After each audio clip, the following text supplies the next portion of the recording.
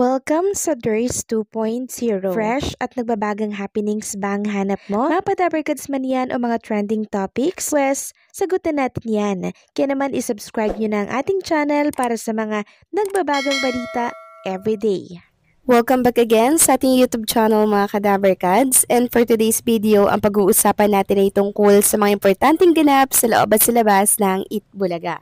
So ngayong araw nga po ng Miyerkules, nagsimula na po ang presentasyon ng Ninong at Ninang. At una na nga pong sumabak dyan si Ryan Agoncillo and si Yunyul Kim. At ang unang sumalang ay si Dabarkads Ryan Agoncillo na sumayaw po ng pasadoble. Ito po yung Spanish meaning 2 steps na kung saan ay in-enjoy nga po ng mga Dabarkads natin dito po sa Itbulaga Studio. Samantalang yung kay Yunyul Kim naman po mga Kadabarkads, ang pinamalas niya ay ang Sindaw, Philippines. Ito po ay Performing Arts Guild dedicated to promoting Filipino culture, art, song, dances, and music. Nakakatuwa lang mga Kadabarkads na i-perform ito ng ibang lahi katulad po ni Yunyul Kim mga Kadabarkads. Isang patunay lang na talaga namang pinapahalagan po nila ang kulturang Pilipino. And syempre, meron din pong mga regalo itong mga ninong natin na si Dabarkads Ryan and Yunyul Kim. Ito po yung limited edition ng Itbulaga Full Over. And syempre, hindi lang yan, meron pa po silang ibang regalo mga Kadabarkads. At alam nyo, bukas, araw po ng Webes, si Ninong Lucky Robles naman at Ninang Karen Aistrup, December 11, Thursday. Ano naman kaya ang kanilang ipapamala sa mga Dabarkads natin? Yan ang dapat nating abangan. Samantalang kanina naman sa Sugod Bahay mga kapatid, merong nagbabalik, walang iba kundi po si Isa Calzado para naman po yan sa Planax. Meron po sila mga pag-games doon mga Kadabarkads, and syempre nagbahagi din po sila ng product sa Sugod Bahay mga kapatid. Tunay nga namang napakagalante ng mga advertisers ng Itbulaga. Samantalang inanunsyo naman po kanina sa Itbulaga itong magaganap sa Saturday, December 13, 2025. Grand Finals po ito ng Salute to Talent 2025. Sino-sino ba yung mga kasama natin dyan? Una na dyan si Ens Dayan Angeli Bergosa ng Manila. And syempre, andyan din si Sergeant Johanna Antoinette Rosita ng Lipa, Batangas.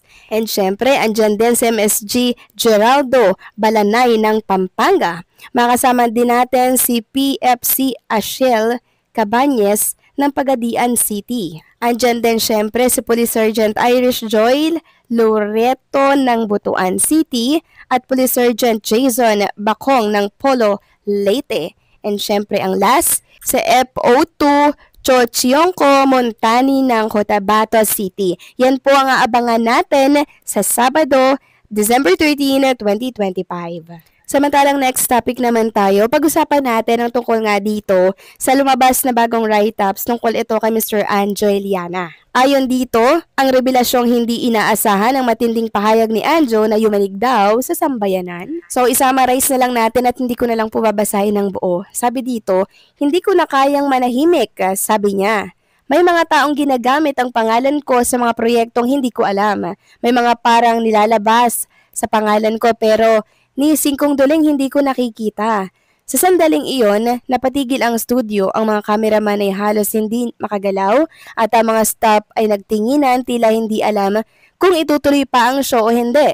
Ang mga netizen nanonood live sa social media ay agad nagpaulan ng komento.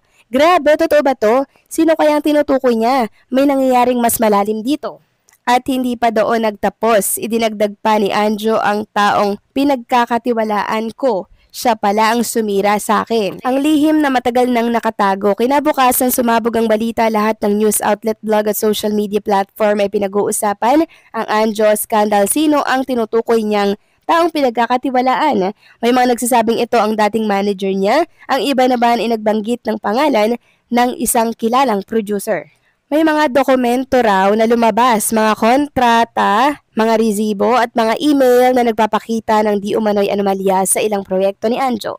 Ngunit higit pa sa pera, ang nakakasakit daw para sa kanya ay ang pagkakanulo ng isang taong itinuring niyang kapatid. Ang eksklusibong dokumento, isang insider daw mula sa industriya ang nagsiwalat ng dokumento na di umano'y magpapatunay sa mga sinabi ni Anjo. nakasado ng isang listahan ng mga proyekto na may maling accounting records pati na ang paglipat ng pondo papunta sa isang pribadong account.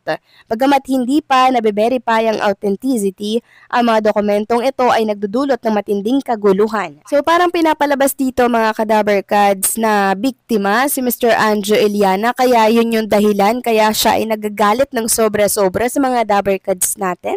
Wala namang biktima dito mga Kadabarkads kasi ang issue po dito ay yung pag-iingay niya sa mundo ng social media. So parang ang nangyayari, diversion tactic mga Kadabarkads. Well, kahit anong pagda-divert niya po mga Kadabarkads ng issue, pagbabayaran niya pa rin po yung kanyang ginawa sa mga Dabarkads natin, lalo na kay Tito Soto. Samantalang next topic naman tayo, pag-usapan natin mga Kadabarkads ang napakagandang plano po ni Mr. MVP sa Itbulaga and sa TBJ. So meron po kasing mga lumalabas na by 2026 or 2027, ililipat na ang Itbulaga sa panibago nitong studio na binubuo rin dito sa TV5. Sobrang excited na po ang lahat nang malaman po nila ito and sana po may katotohanan mga Kadabarkads kasi alam naman natin na deserve ng Itbulaga ang panibago po na studio kasi lumalaki na po lalo ang Itbulaga family, 'di ba? Deserve nilang mas malaking studio. And ito nga po, magbalik tanaw tayo sa naging usapan po ni Mr. MVP at ng mga Dabarkads natin na full support daw po ang gagawin ni Mr. MVP dito. And dahil nga po sa mga statement ni Mr. MVP sa TBJ and sa Itbulaga at sa Dabarkads, napaiyak nga po doon si Boss Joey De Leon and si Bossing Vic Soto na nagpapasalamat kay MVP. Diba? Sabi dito mga Kadabarkads, so Bossing Vic and Joey umiyak sa pasasalamat kay MVP TBJ, tuloy ang laban sa Itbulaga. At ang kasunduan nga po nila doon, 51-49%. Parang 51 ata sa MediaQuest Ventures and 49 sa TBJ. Sabi nga dito, pumirma ang MediaQuest Ventures sa isang kasunduan kung saan kukunin nito ang 51% equity ng TBJ Production Inc., ang media production company na itinatag ng iconic entertainment trio ni Tito Soto, Vic Soto at Joey De Leon. Pinagtibay ng kasunduang ito ang partnership sa pagitan ng MediaQuest at Tito, Vic and Joey to produce media content for the various distribution channels and platforms of MediaQuest na pinamunuan ni Mr. Manny V. Pangilinan. At ang paunang programa ng TBJ Production ay ang bagong noon time show nga po na Itbulaga. So yan po yun mga Kadabarkads, pinagtibay ni Mr. MVP at ng TBJ ang kasunduan po nila mga Kadabarkads. Kaya malabo na po talaga na alisin or ilipat ang Itbulaga sa ibang channel. Dito lang yan sa TV5 dahil sobrang love na love po ni Mr. Manny V. Pangilinan ang tatlong trio mga Kadabarkads na mahal din po ng maraming Pilipino. So yan po yun. Kaya wag po kayong mag-alala sa mangyayari sa Itbulaga dahil ito po ay may pundasyon na at pinagtibay ng TV5. So ano sa inyo dito mga Kadabarkads? Please comment down below and don't forget to like, share, comment, and subscribe.